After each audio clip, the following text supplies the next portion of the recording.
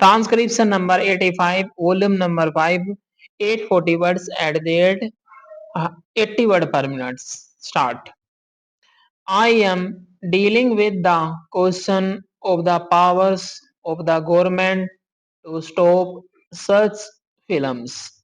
The government has been complaining that they have not got the powers. My point is that the power is there, and if this power is exercised fully and properly, there need be no resolution like this, because the whole purpose of the resolution is that the moral standards of the country should not go down.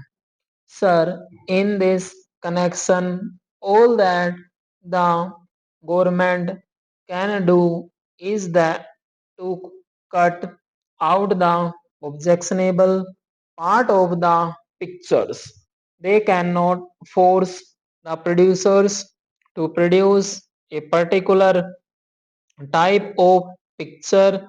It is only in those countries where it is undertaken by the government that it may be possible that the government may produce pictures of the type which the honorable members might approve.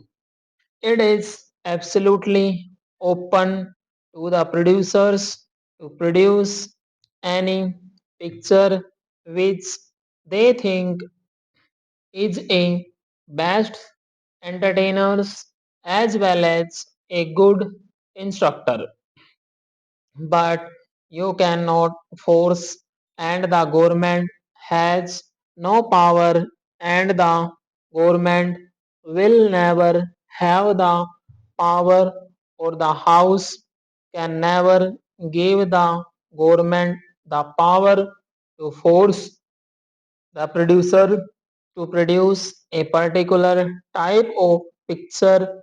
It is only a government undertaking that could do that. But in this connection, I do wish to emphasize one point, that these pictures, objectionable or not objectionable, should not be open to boys under a particular age. If you are convinced that these pictures are likely to have a baneful influence, you must stop them. But at the same time, we must have pictures for children. We all know that Russia, Czechoslovakia, Poland, and other totalitarian countries are having excellent children's pictures, but we must not forget that these children's pictures are produced by the government. There is a double purpose in producing these pictures. Stop. It is not only to give instruction and entertainment to children, but there is a particular type of education which they want to give to the children, and particular ideas which they want to put into the heads of the children, and so it is undertaken by the government. It is not at all an economic proposition. Even in America, they have produced only very few films, and even those that they have produced for children are such that they are very good entertainers. Even for adults, the only other country is the United Kingdom, which has made an attempt in this connection through private enterprise, but there are philanthropists who have devoted themselves exclusively for this purpose, who, without desiring any profits for themselves, have been prepared to undergo any loss, and it is only through those people in UK that they could produce really marvelous pictures for children. Here in India, we can never expect any good children's picture to be produced by the private producers.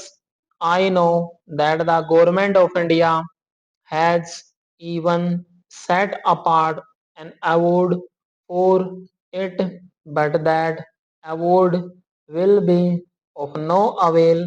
It is only deceiving ourselves, and the government is deceiving itself if it expects that simply because of this award any producer will undertake producing a good children's picture, because it is an absolutely uneconomic proposition and it cannot be done, and the government must take a responsibility upon itself.